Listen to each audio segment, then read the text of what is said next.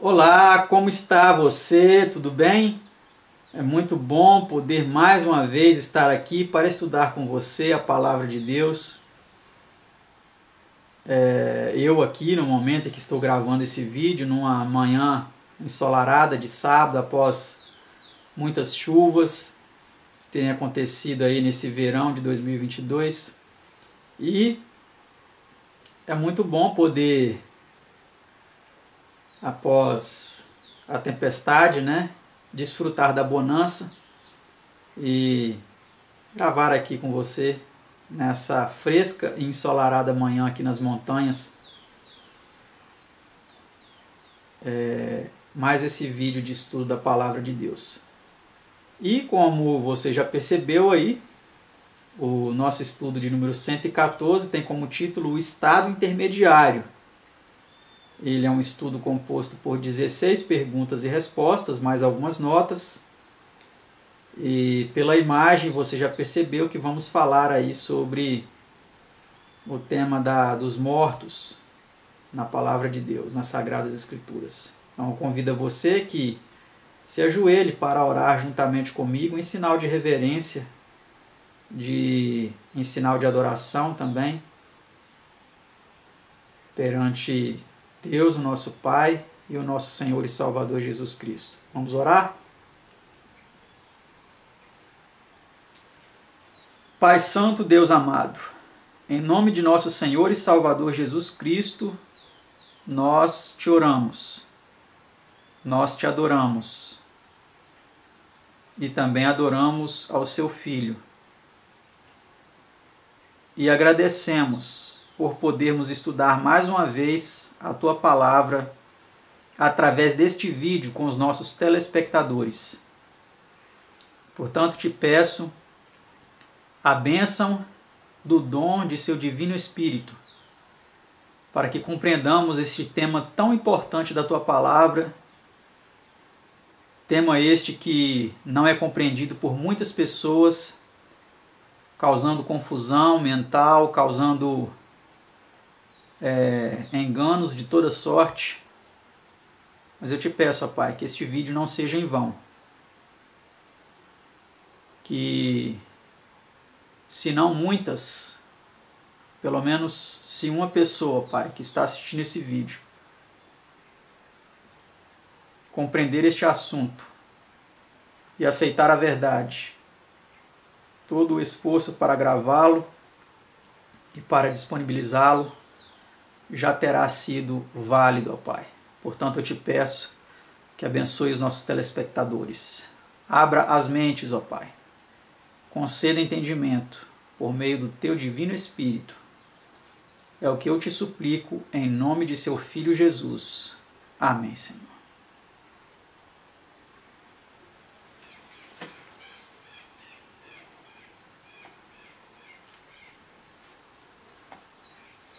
Então, sem mais demoras, vamos para a pergunta de número 1 desse nosso estudo, que é a seguinte: por meio de que figura representa a Bíblia a morte?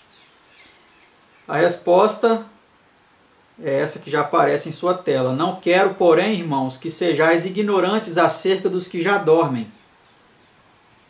E aí a palavra em itálico já indica a condição, A condição de um sono. Eles estão dormindo. Para que não vos entristeçais como os demais que não têm esperança. 1 Tessalonicenses 4:13, ver também 1 Coríntios 15, 18 e 20, e João 11, 11 e 14.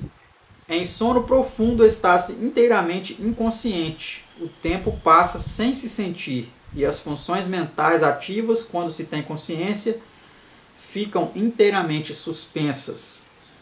Então essa é a condição, daqueles que morrem, eles estão dormindo. Pergunta 2.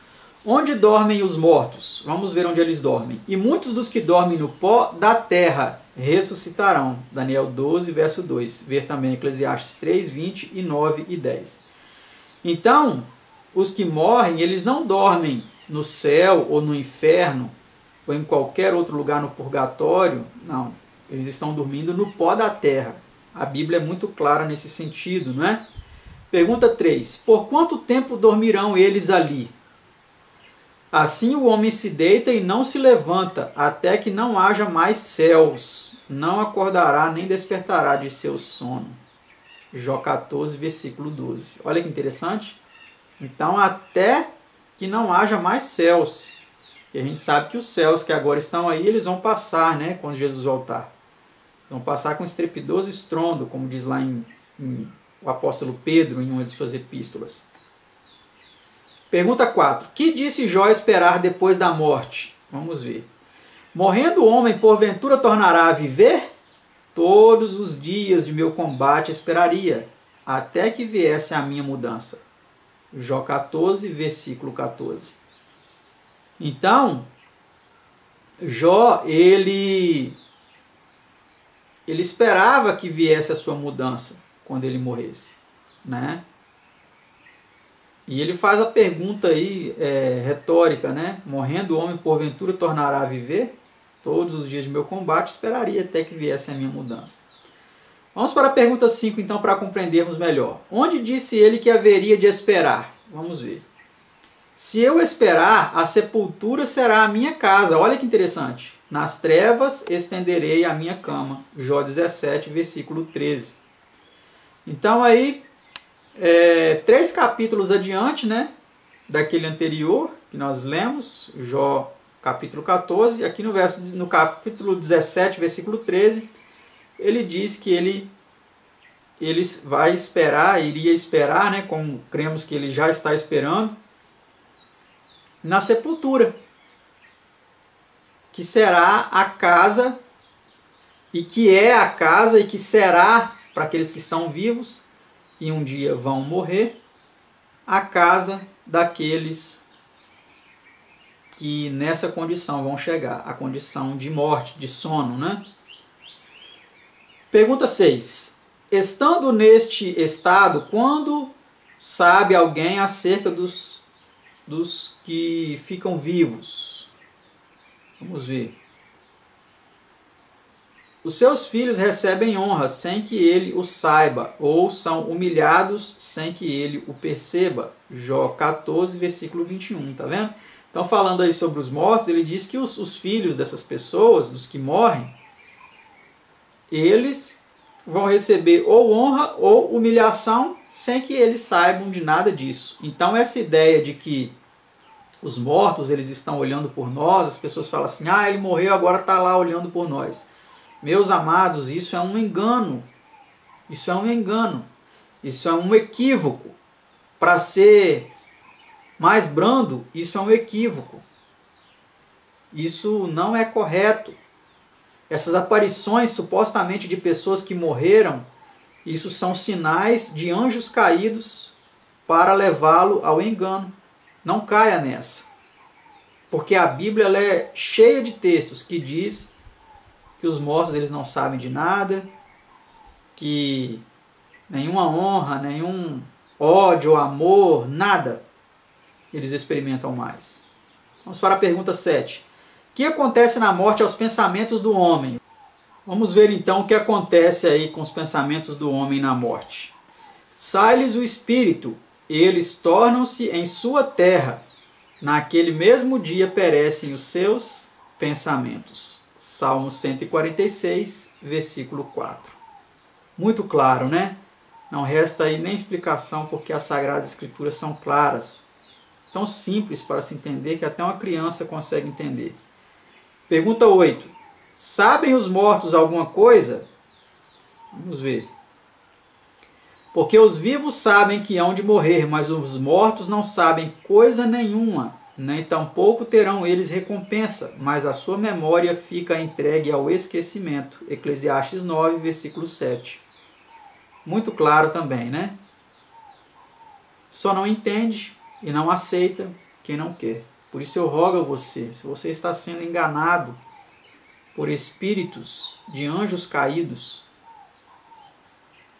fazendo aparições de familiares, de entes queridos, não acredite, eles jogam com seu sentimento, para que através desse sentimento de fragilidade, de luto, você ceda a este engodo, a este engano, mas não caia nisso. Eu rogo a você, em nome de nosso Senhor Jesus Cristo, que não aceite esses enganos. E que o Espírito de Deus ilumine a sua mente para você compreender isso e aceitar a verdade. Pergunta 9. Tem eles qualquer participação nas coisas terrestres? Vamos ver se os mortos eles têm qualquer envolvimento, influência ou participação nas coisas que acontecem aqui com os vivos. Até o seu amor, o seu ódio e a sua inveja já pereceram e já não tem parte alguma para sempre em coisa alguma do que se faz debaixo do sol. Eclesiastes 9, versículo 6. Olha, então isso aqui é muito claro e muito contundente, no sentido de nos mostrar que os mortos não têm influência alguma, nem na terra e nem no céu, sobre a nossa vida ou sobre a vida de algum anjo ou de Deus, como muitas pessoas dizem, né, que a mãe de Jesus ela tem influência, ela pode influenciar a Jesus a fazer algo por nós. E isso não é verdade, isso não é verdade. Não é verdade isso, tá? A Bíblia ela mostra claramente para nós que isso não é verdade. Vamos para a nota. Se a pessoa continuasse consciente após a morte, teria conhecimento do processo ou desonra de seus filhos, mas Jó disse que o morto não sabe disso. E não somente isso, mas na morte a pessoa perde os atributos do espírito, amor, ódio, inveja, etc. Torna-se, portanto, evidente que seus pensamentos perecem e que nenhuma participação mais pode ter com as coisas deste mundo. Mas, se como alguns pensam e sustentam, as faculdades do pensamento humano continuam depois da morte, ele vive então. E se vive, precisa estar em alguma parte. Onde está? No céu ou no inferno? Se ao morrer vai para qualquer desses lugares, que necessidade haverá de um juízo futuro, ou de uma ressurreição, ou da segunda vinda de Cristo? Se o juízo não ocorre por ocasião da morte, mas o homem entra logo no gozo de sua recompensa, então a recompensa precede o seu julgamento. E haveria a possibilidade de alguns, ao morrerem, ir para um lugar errado, havendo depois a necessidade de serem mandados para outro, depois de haverem estado na bem-aventurança ou em tormentos durante séculos, talvez.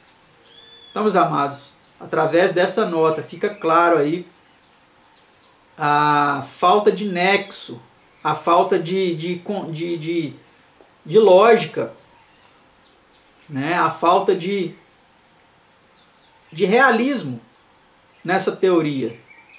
Tá certo? Vamos para a pergunta 10. Que diz o salmista quando os mortos, quanto aos mortos louvarem a Deus? Vamos ver o que ele disse quanto aos mortos louvarem a Deus.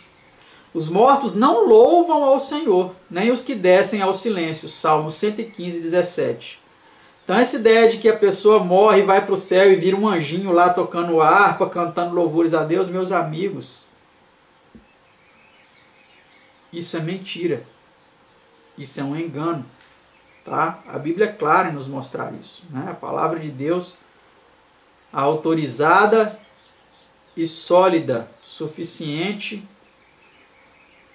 palavra de Deus, mostra para nós que isso é um engano. Pergunta 11.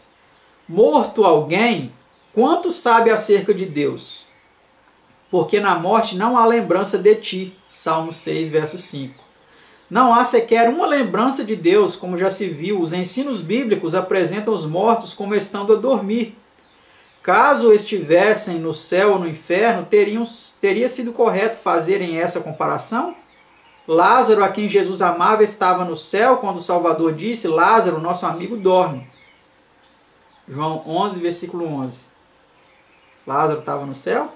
Se assim fosse, chamá-lo à vida teria sido roubá-lo da bem-aventurança do céu, a que tinha direito.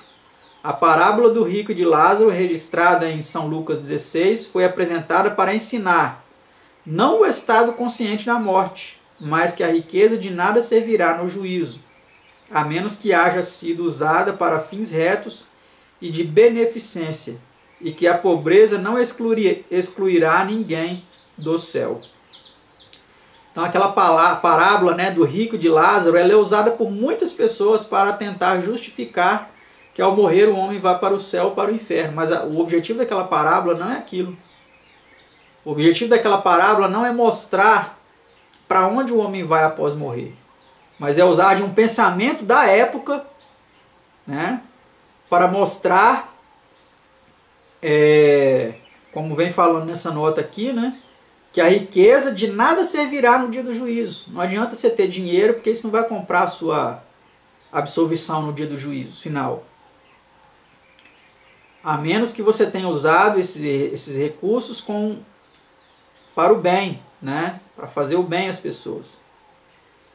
E foi usada também para explicar que a pobreza não vai excluir ninguém do céu. Muitas pessoas pensam que por ser pobre, por não poder dar nada para Deus, por não poder fazer o bem a outras pessoas, ele está excluído do céu. Não, não pense assim, né? Porque esse não foi o objetivo dessa parábola. Pergunta 12. Mas não estão no céu os justos mortos?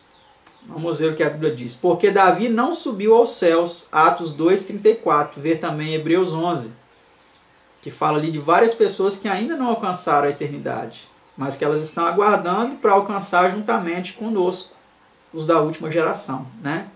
Então a Bíblia fala aí claramente que Davi ele não foi para o céu depois que ele morreu. E isso foi dito em Atos 2,34. Séculos e séculos aí depois de Davi, né? Pergunta 13. Que precisa acontecer antes de os mortos poderem louvar a Deus? Os teus mortos e também o meu cadáver viverão e ressuscitarão. Despertai e exultai os que habitais no pó, porque o teu orvalho será como o orvalho das ervas, e a terra lançará de si os mortos. Isaías 26, versículo 19. Então, o que precisa acontecer para os mortos louvarem a Deus? Precisa acontecer a ressurreição, tá certo? Que é o que fala nesse texto aí de Isaías 26, 19. Pergunta 14. Quando disse Davi que se satisfaria? Quanto a mim, contemplarei a tua face na justiça, eu me satisfarei da tua semelhança quando acordar. Salmo 17, versículo 5. Versículo 15.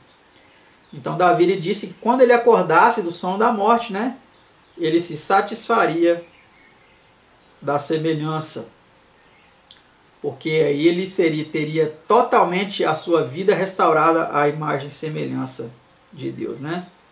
Pergunta 15. Se não houvesse ressurreição dos mortos, que aconteceria aos que dormissem em Cristo? Porque se os mortos não ressuscitam, também Cristo não ressuscitou. E se Cristo não ressuscitou, é vã a vossa fé, e ainda permaneceis nos vossos pecados. E também os que dormiram em Cristo estão perdidos. 1 Coríntios 15, versículo 16 a 18. Então, se não houvesse ressurreição de mortos, aqueles que dormiriam em Cristo estariam perdidos.